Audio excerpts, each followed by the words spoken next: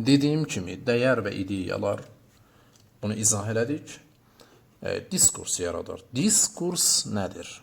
Diskurs, ideyaların cəmiyyət içində ifadə olunmasıdır və yayılma formasıdır.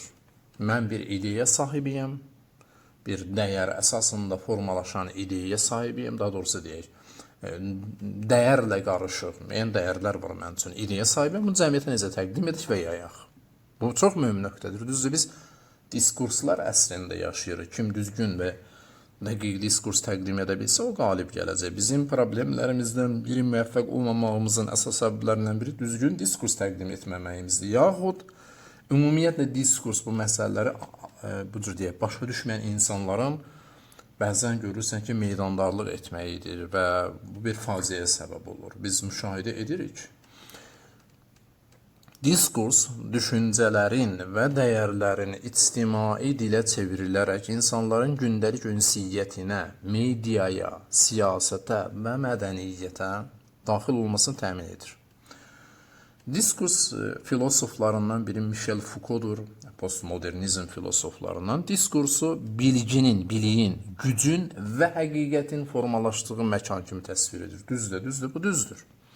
Yəni, diskurs təkcə sözdən ibarət deyil, həm də cəmiyyətdə hansı fikirlərin əsas və hansıların isə kənarda qalacağını müəyyənləşdirən güclü bir vasitədir. Eyni zamanda biz diskursu nəzəri və əməli diskursa ayırırıq. Təkrar deyirəm, biz dövlət anlayışını meydana atanda, məsələn, kərimə dövlət anlayışı, bu bir diskursdur. Təəssüflər olsun ki, bu cür deyək, minimum məsələlərdən başı çıxmayan adamlar, bəzən dindar adı altında bu məsələ məsxərə götürürlər. Niyə? Çünki o intellekt, savad, anlayış, dərk, zamanı tanımaq, məkanı tanımaq, tarixi tanımaq, bu məsələlər bu adamlarda yoxdur. Bunlar həyatı məsxərə və istehza üzərində qurulub və düşmənə fövqəladə böyük xidmət etdilər. Fövqəladə böyük xidmət. Yəni, düşmənin, İsrailin, Yəhudinin vura bilmədiyi zərbəni həmin bu insanlar ki, dindar cildində idilər və başa düşmürdülər, poz verirdilər. Bunlar bu zərbəni vurdular və vururlar və davam edirlər bunu vurmağa. Kaş bunlar susaydılar. Diskurs nə üçündür? Diskurs ideologiya qurmaq üçün, yaratmaq üçün. İdeologiya nədir? Bunu da açıqlayaq. İdeologiya müəyyən dəyərlər və ideyaların sistemli şəkildə təşkil olunub siyasi, ictimai məqsədlərə yönələn formasıdır. O cəmiyyətə dünyanın baxışını formalaşdırır. Cəmiyyət dünyaya necə baxır? Bu həmin ideologiyadır və insanların hansı hədəflərə doğru hərəkət etməsi lazımdır. Hədəf dedik ki, real ola bilər, ideal ola bilər. Məsələn, kərimə dövlət deyəndə bu real hədəfdir, yoxsa ideal hədəfdir? Birinci mərhələdə bu ideal hədəfdir. İndi ideal hədəf nədir? Biz onları ayrı bəhslərimizdə izah eləmişik. İdeal hədəf həm də təşriki bir anlayışdır. Zəifliyi və qüdrəti var. Məsələn, bir nöqtə deyim. Məsələn, sən deyə bilərsən İslam dövləti. İslam dövlətini ən azı 3 mərhələ, təşriki mərhələdə təsəvvür edə bilərsən. Yəni, sən gəlib birinci gün hicab, bu kimi məsələləri mətrəh eləmirsən. Səlbidir. İkinci mərhələdə isə bəzi qanunların icrasıdır və üçüncü mərhələdə məbnanın təsdiqi, təyidi və icrasıdır. Gördünüz? Bu həqiqətdə budur. Yəni, hansı hədəfə? İdeal hədəfə. Real hədəf isə nədir? Real hədəf isə odur ki, ölçülə bilən, müəyyən zaman kəsimində ölçülə bilən hədəf nəzərdə tutulur.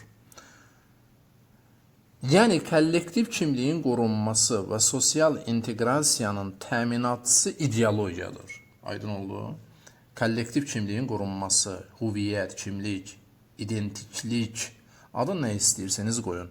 Və sosial inteqrasiya, yəni, məsələn, deyirsən, ümmət formalaşdırmaq istəyirsən, millət formalaşdırmaq istəyirsən, millət istər Alman tərifində olsun, istər Fransız tərifində olsun da ki, məşhur müasir millət anlayışı üçün tərifimiz var. Bunun üçün ideologiya lazımdır. Millət dövlət formalaşdırmaq üçün, millət dövlət anlayışı.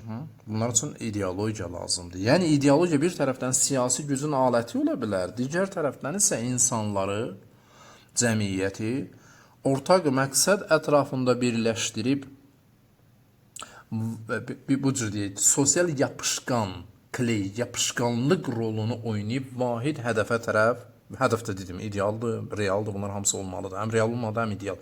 Real hədəf özü ideal hədəfdən də olmalıdır. Əks halda real hədəf məna tapmır. O azğınlıq olar, səhv olar, yolu səhv getmək olar. Bu rolu oynayır və vahid hədəfə doğru hərəkət etdirir.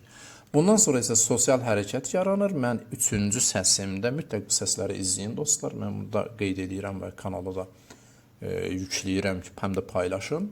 Ondan sonra sosial hərəkət nədir? Mən onu 3-cü səsimdə izah edəcəm.